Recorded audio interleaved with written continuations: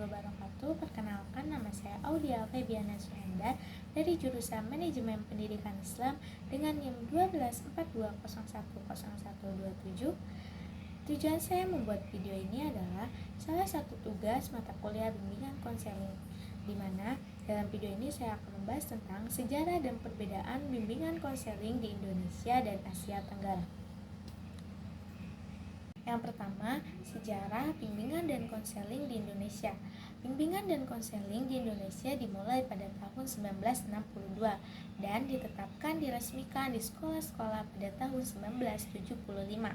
Sebelum kemerdekaan, pendidikan hanya berorientasi untuk kepentingan penjajah dengan bimbingan yang berfungsi untuk menanamkan nilai-nilai nasionalisme. Yang kedua, perkembangan bimbingan dan konseling di Indonesia.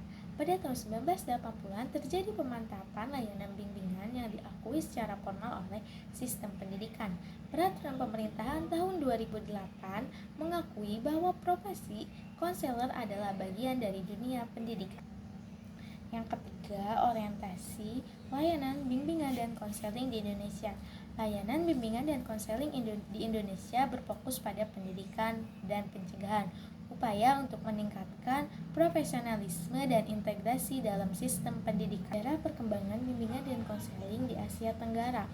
Yang pertama, pengaruh Amerika Serikat, di mana bimbingan dan konseling di negara-negara ASEAN ini dipengaruhi oleh model berasal dari Amerika Serikat.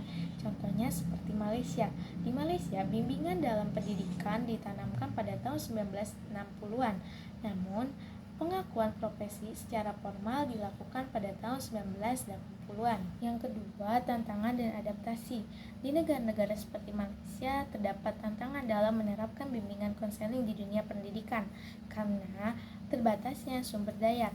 Namun, bimbingan dan konseling dilaksanakan kembali untuk menyelesaikan masalah-masalah sosial seperti penyalahgunaan narkoba. Yang ketiga, konteks budaya. Praktik bimbingan dan konseling di Asia Tenggara sering dimodifikasi sesuai dengan karakteristik lokal, meskipun teorinya masih mengikuti teori-teori orang Barat. Perbedaan perkembangan sejarah bimbingan dan konseling di Indonesia dan negara-negara ASEAN yaitu melingkup yang pertama konteks sejarah, yang kedua pengaruh budaya, dan yang ketiga profesionalisasi. Sejarah perkembangan bimbingan dan konseling di Indonesia telah terjadi sejak lama. Pendidikan nasional di Indonesia berorientasi pada lokal, sedangkan negara-negara ASEAN mengacu pada materi asing sehingga mereka harus menyesuaikan dengan karakteristik negaranya masing-masing. Cukup sekian penjelasan dari saya, kurang dan lebihnya mohon dimaafkan. Wassalamualaikum warahmatullahi wabarakatuh.